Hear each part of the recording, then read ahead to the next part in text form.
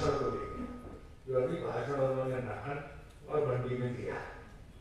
सबसे पहले तो जिन मुद्दों पर बोलना चाहिए वो किसी मुद्दे पर बोले ही नहीं। मुख्य मुद्दा आपदा का है। आपदा पे एक शब्द प्रधानमंत्री ने नहीं बोला।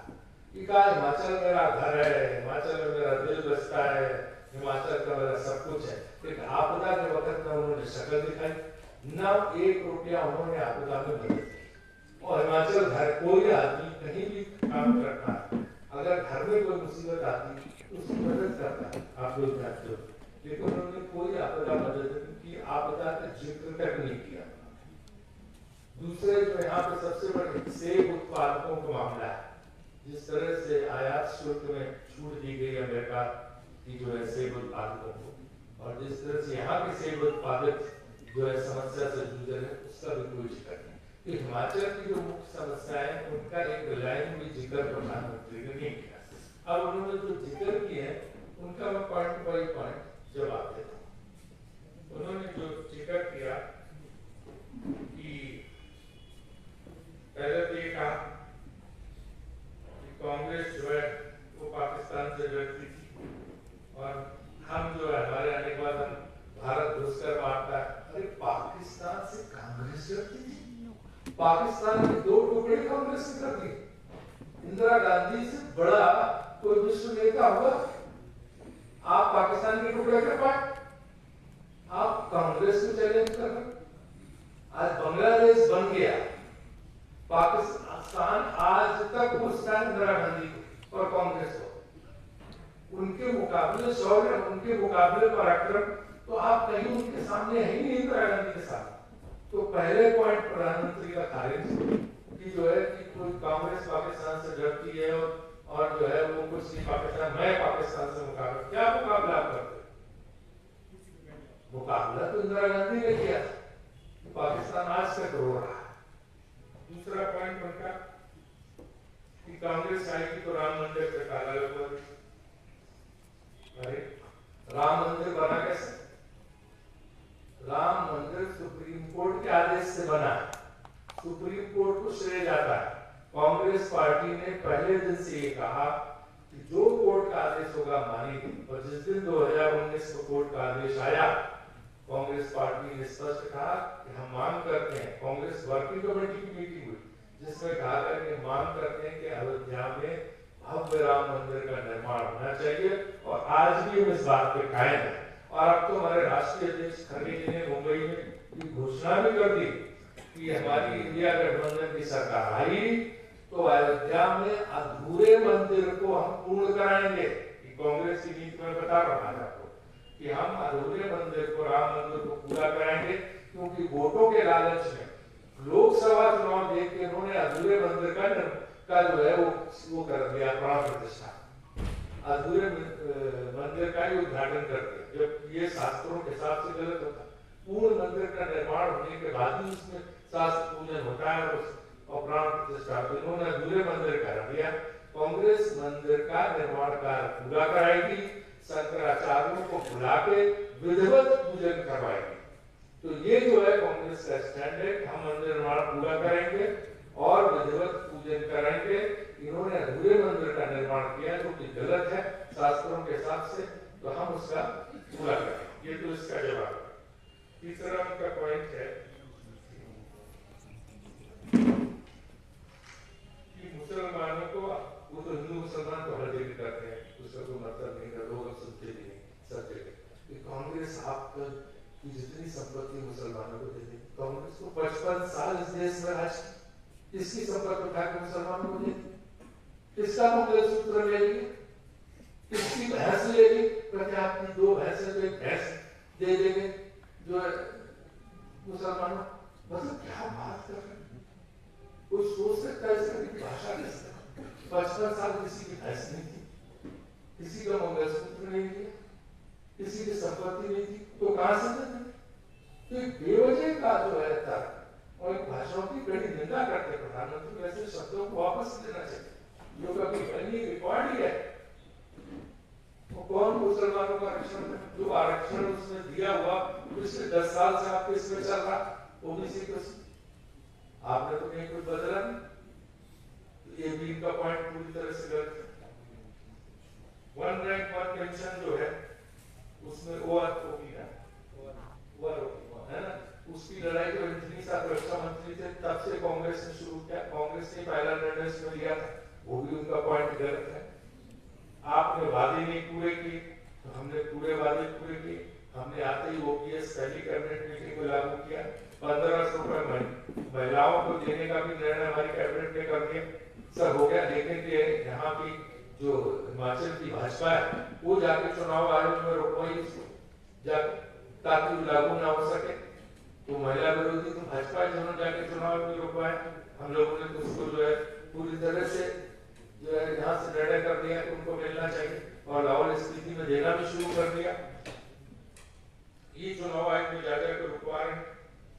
इसके बाद जो है उनके भाषण का अगला पॉइंट है कि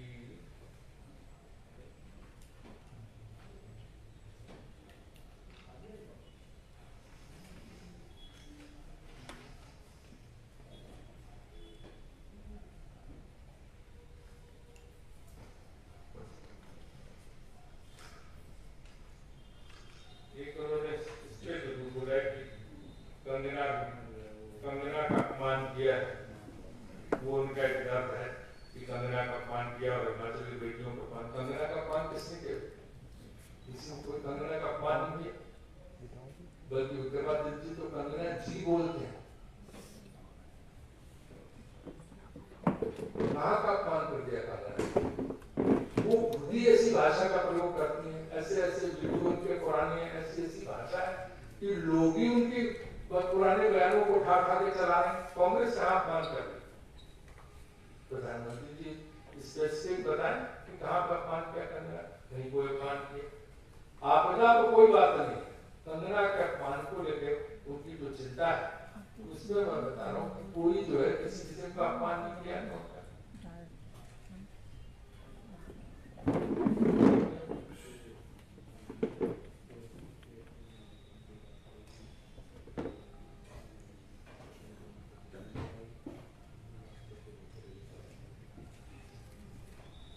उनके पॉइंट वजह पे काफी रखते हैं।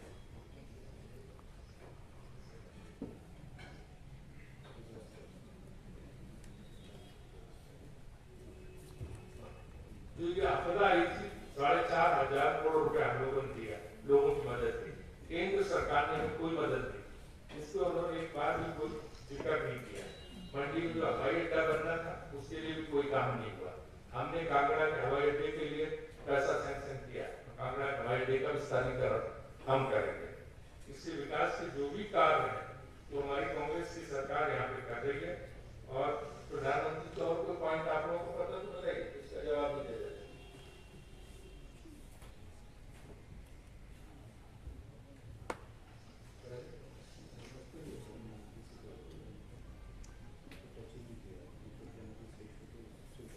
नौकरी देने की बात की, कांग्रेस ने लाखों नौकरियां देने का वादा किया, आप नहीं किया। कौन बोल रहा है? जिस व्यक्ति ने 2 करोड़ नौकरियां हर साल देने का वादा किया था 2014 में, तो अब तक 20 करोड़ नौकरियां मिल जानी चाहिए। उन्होंने 20 लाख नौकरियां दी, वो बोल रहे हैं कि नौकरियां नहीं। हमारे तो इसमें 30 लाख जो रिक्त पद हैं हम आते ही उनको भरेंगे। तो नौकरी न देने का, बेरोजगारी फैलाने का रिकॉर्ड तो उनका कि अपने वादे से 15 लाख तो भूल जाओ जो सबके खाते में तो आए नहीं। जो नौकरी देनी था, नौकरी भी 20 करोड़ क्या 20 लाख की नौकरियां नहीं थी, उसके अग्निवीर लागू कर दिया युवाओं का जीवन बर्बाद करने के लिए। जिस अग्निवीर को हम खत्म करें, आदि वहां पे स्थायी नौकरी दी जाएगी सेना में। और महंगाई चरम सीमा पे, उसका भी प्रधानमंत्री के भाषण में कहीं कोई जिक्र नहीं। भयानक महंगाई है जिससे लोग त्रस्त हैं, बेरोजगारी महंगाई दोनों बहुत विकट समस्या है। किसानों की आय दुगनी करेंगे, उसका भी कोई जिक्र नहीं, बल्कि सेब उत्पादक परेशान है, बागवान परेशान है, उसका भी कुछ नहीं किया। 2022 तक हर एक पक्की छत दे देंगे, पक्के मकान दे देंगे। हम यही पूरी सब जगह देखते हैं, पूरे देश में दौरे पे जाते हैं, कितने लोग झुग्गी झोपड़ी में रह रहे हैं, पता नहीं कहाँ मकान, कोई पक्के मकान 2022 का हर नागरिक को मिल जाए वो भी नहीं हुआ। उन्होंने कोई वादा नहीं पूरा किया। उनका रिकॉर्ड ये कि उन्होंने आज तक कोई वादा पूरा नहीं किया, जो कहा वो किया ही नहीं है। ये भाजपा का रिकॉर्ड, और कांग्रेस ने जो कहा है वो किया ही हमारा रिकॉर्ड। चाहे किसानों कर्ज माफी मध्य प्रदेश, छत्तीसगढ़, राजस्थान की, चाहे अभिमानी कर्नाटक और तेलंगाना सरकार, आप इन सारे वादों को लागू किया। तो हमारा रिकॉर्ड ये है, और उनका ये है कि कुछ नहीं करेंगे, सिर्फ भाषण देंगे, आश्वासन देंगे, होर्डिंग लगवाएंगे, विज्ञापन देंगे, लेकिन करेंगे कुछ। तो मैंने राम मंदिर पे भी आपको बता दिया, जो हमारी जो नीति और राय, बाकी हमारा न्याय गारंटी और ये है आपके सामने, तो वो जो है उसको हम रखेंगे। आपको सवाल पूछना चाहे पूछ सकते हैं।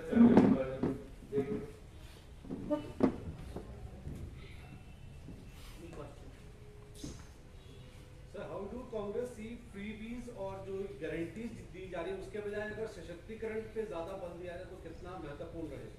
Well, as far as Himachal is concerned, the major problem is revenue generation. So we are working to enhance those sectors or segments where the revenue can be increased. Once the state starts getting more revenue, then we can definitely spend that money for the welfare of the people. So the question is right, but it's not, we don't call it freebies.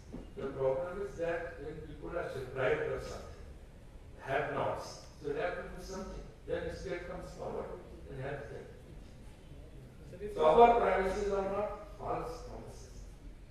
Ours are, those promises which will be fulfilled. It's our commitment. Sir, talking about countrywide, not Himachal state, I agree with that. We have less revenue generation state, but if we talk countrywide also, this matter is being, heard by Supreme Court also. But they will have to define what is freebie and what is not freebie. Unless that definition is there, Supreme Court, if they hear it and they ponder over it, they mull over it, and comes out with a formula, then we can think of that will be applicable on everybody. But so far it's not decided. Sir, प्रधानमंत्री जी ने कहा है कि अगर गठबंधन की सरकार बनती है तो SC, ST, OBC का जो आरक्षण है वो जो मुस्लिम वर्ग है उन्हें दे दिया जाएगा, और इसकी शुरुआत जो है वो कर्नाटक और पश्चिम बंगाल से हो चुकी है। ये मजाक हास्यास्पद, न कर्नाटक में न पश्चिम बंगाल में कहीं नहीं दिया गया, बल्कि पूरे देश में चल रहा है कि खत्म कर देंगे आरक्षण, SC, ST, OBC का संविधान बदल, इसलिए 400 सीटें मांग रहे थे। तो 400 की बात ही नहीं करते, अब तो किसी तरह 300 भी मिल जाए इसी चक्कर में कि कैसे भी जो है हिंदुस्तान से कुछ सरकार बना दे। अब तो 400 की बात नहीं करते, लेकिन उनका मकसद यही था। वो तो आप पूरे देश में पूछ लीजिए, इनके सांसदों ने एक नहीं 5 सांसदों ने कहा कि हम संविधान बदलेंगे और आरक्षण को खत्म कर देंगे। अब उनको लग रहा है कि जब ये लोगों में बात फैल गई तो उसके खंडन के लिए करें। कांग्रेस ने तो लागू किया, कहां से खत्म कर दिया? कांग्रेस कोई लड़ाई लड़ रही है कि संविधान नहीं बदलने देंगे। प्राइम मिनिस्टर ने दोबारा कहा है कि कांग्रेस ने जब प्राण प्रतिष्ठा हुई थी तो कांग्रेस ने उस इवेंट को बॉयकॉट किया था। कांग्रेस ने कहा था कि जो हम राम मंदिर के विरोध में नहीं है, हम भव्य राम मंदिर के पक्ष में है, लेकिन ये जो आप कार्यक्रम कर रहे हैं पूरा भाजपा का कार्यक्रम कर दिया, ये बिल्कुल पार्टी का कार्यक्रम आपने बना दिया है। इसलिए हम भगवान राम के प्रति सम्मान अर्पित करते हैं, इस कार्यक्रम में नहीं शरीक हो रहे, लेकिन जो जाना चाहे वो राम मंदिर जा सकता है। हमारे कांग्रेस के तमाम नेता के सबसे पहले तो उत्तर प्रदेश कांग्रेस कमेटी के सारे नेता जाके अयोध्या में राम मंदिर में गए। इसके बाद विक्रमादित्य सिंह गए, उनको हमने लोकसभा का टिकट दिया। चरणजीत सिंह चन्नी गए, उनको हमने लोकसभा का टिकट दिया। जो लोग राम मंदिर में गए सबको टिकट मिला लोकसभा। तो कांग्रेस तो राम मंदिर का पक्षधर है, हमारी तो वर्किंग कमेटी का प्रस्ताव कि सुप्रीम कोर्ट के निर्णय आने के बाद जो है हमने भव्य राम मंदिर निर्माण की मांग की थी, और ये राम मंदिर सुप्रीम कोर्ट के आदेश से बन रहा और हजारों करोड़ चंदा जनता ने दिया, ना भाजपा के चंदे से नहीं बन रहा। जब भाजपा के चंदे से नहीं बन रहा, सुप्रीम कोर्ट के आदेश से बन रहा, तो फिर इनका श्रेय कहां से आता? कि थोड़ा हर जगह कैमरा लेके पूजा करने पहुंचा। कांग्रेसी सब पूजा करते हैं, लेकिन वो कैमरा लेके नहीं जाते मंदिर में, या घर में कैमरा लगा के पूजा नहीं करते। इनका ये भी प्रचार करना, तो इसलिए सुप्रीम कोर्ट आदेश और हजारों कांग्रेसियों ने चंदा दिया मंदिर के लिए। प्रधानमंत्री ने कहा कि कांग्रेस के शिकंजे से हिमाचल को आजादी दिलाने के लिए जनता साथ दे, और जो 6 उपचुनाव हो रहे हैं उसमें भी भाजपा का साथ दे, और जो सरकार है कांग्रेस की वो ज्यादा दिन टिकेगी नहीं हिमाचल में। देखिए इसी से तो उनके आदेश मालूम पड़ते हैं कि यहाँ चुनी चुनाई सरकार को गिराने के लिए वो धन के बल पे, पैसे के बल पे ही प्रयास कर रहे हैं। तो जब वो स्वयं बोल रहे हैं तो और स्पष्ट हो जाता है कि पैसे के बल पे सरकार को गिराना चाहते थे। उन्होंने हर जगह ये कि लोकतंत्र में जनता द्वारा चुनी हुई सरकार को कैसे पैसे के बल पे गिराओ, ये उनकी नीयत है। और शिकंजा तो उनका है, कांग्रेस का कोई शिकंजा नहीं, कांग्रेस का तो पंजा है। हमारे बीच हमारे जनरल सेक्रेटरी ऑर्गेनाइजेशन केसी वेणुगोपाल आ गए हैं, तो आपको संबोधित करेंगे। दूसरा माइक दो सर, माइक दो ये वाला दे दो सर। सर ये वाला दे दो माइक, चौहान साहब ये वाला माइक दो, सुन ही नहीं रहे हो। नमस्कार साथियों,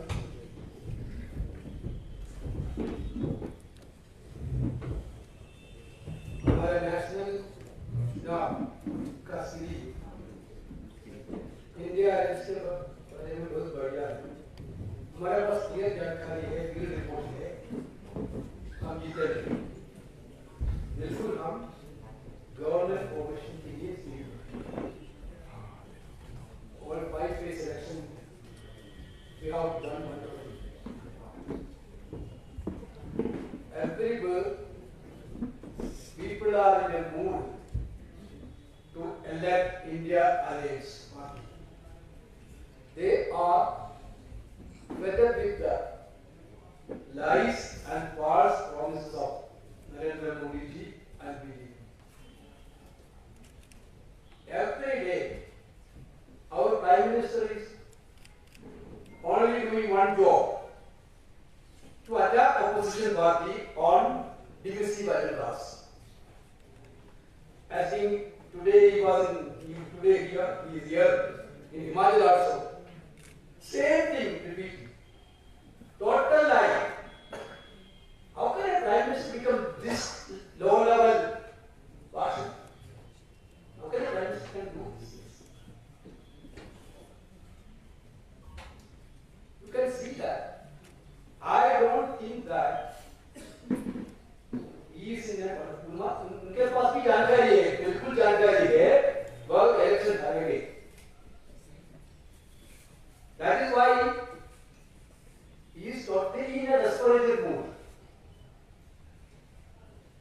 attacking without any decency to the opposition party. Therefore, we India Alliance are fighting this election with issues. Issues on unemployment. Modi ji guaranteed for 2 crore jobs per year, but nothing is happening. कहाँ गए रोजगार?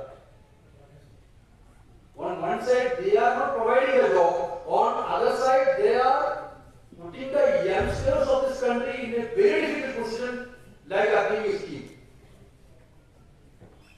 Himachal is a place where our brave soldiers are coming for this nation. We are really proud of the Indian soldiers, especially from those who are coming from Himachal. But what is happening to Agni scheme? Yesterday now I saw that notification, so-called notification, they are now asking what is happening at Agni. They are going to rectify that scheme. This is only for election.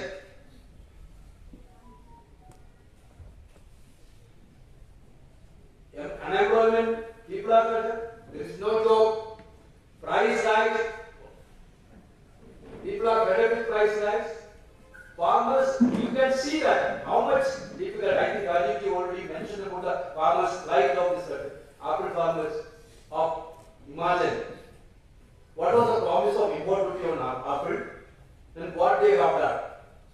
They promised for 100% duty. Now they make it from 75 to 50. उल्टा कर दिया.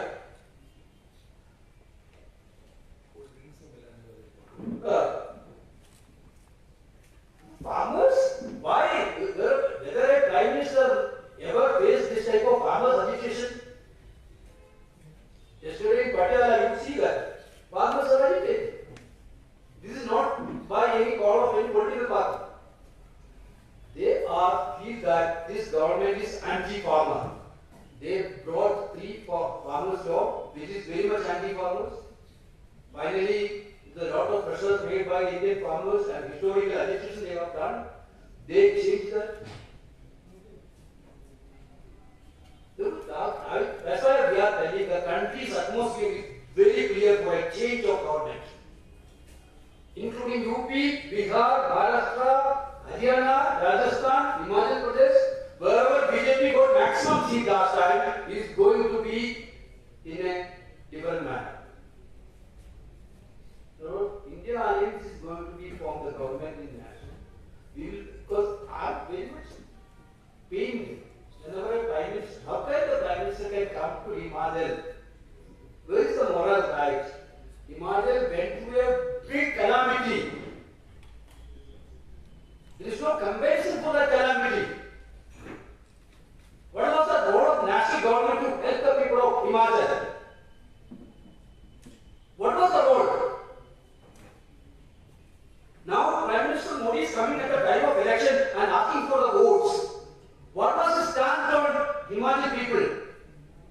When the calamity is going, when the calamity had happened here in this Himachal Pradesh,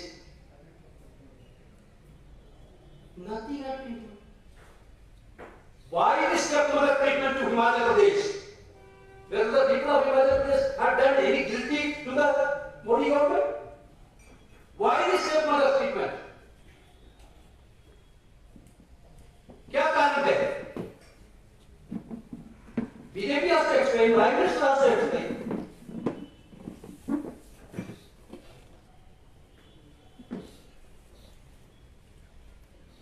They have actually cheated farmers.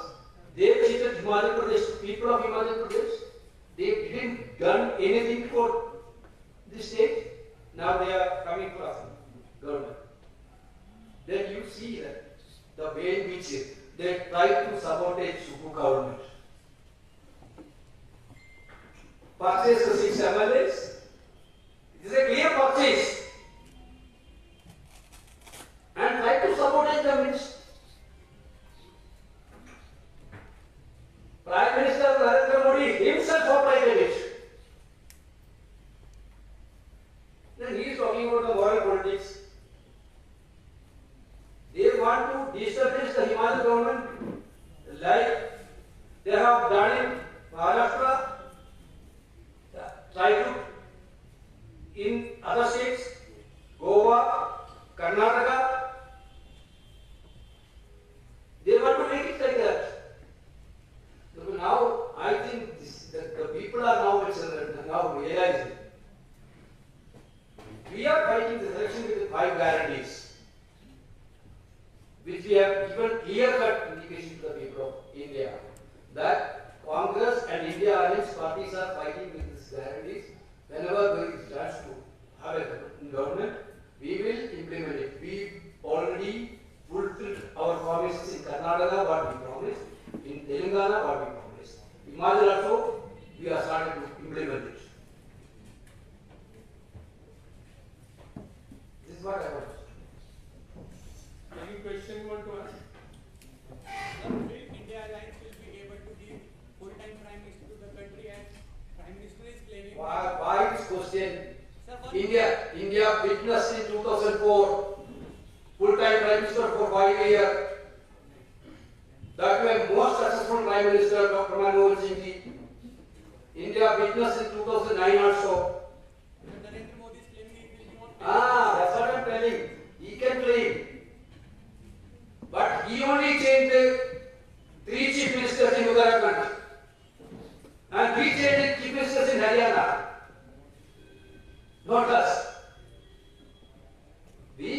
form the government. After the election result, without any delay, we will elect our Prime Minister and we will form the government. Did we have our Prime Minister from South, as you are also very strong defender of Prime Minister, sir? You are totally mistaken. Sir, you were We are not for. We are fighting this election for causes. I told you. Unemployment, price rise, farmers' distress, women's safety.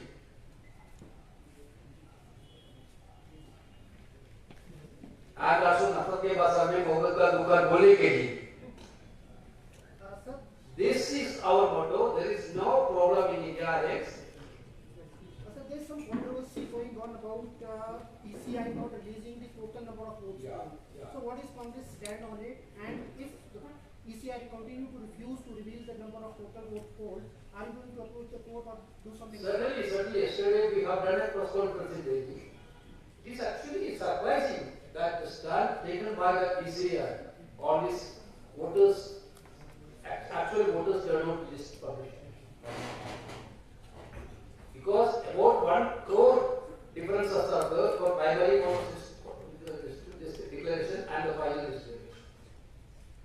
Not only that, delay of publishing this, basically 17 forms are there, available in the polling booth. It's a matter of maximum 48 hours to type it and to give it to media or give it to the public. ECA took 12 days for after first phase to release the data. Same way, second phase, third phase, fourth phase, delay of releasing was there. We didn't understand that. Supreme Court themselves asked for 17 forms. ECA is telling it is not mandatory, therefore we are not going to 17 forms. There was lack of transparency in all this data releasing is there. So we are going to raise it continuously. This is not only one issue. Election Commission is now become the tool of Bharatiya Janata Party. There is no level playing field for political parties in this election. Only level playing field for BJP and their allies. Therefore, we are going to move very strongly. If it is needed, we will take legal actions. So there were number of agitations during BJP government, farmers agitation. Will Congress give all the demands which were created by the farmers like MSP and other demands? Certainly our guarantee is the legal framework for MSP. Number 2, farm labor law, farm loan labor. We are committed. Every word we are repeating it. We are totally committed to the farmers.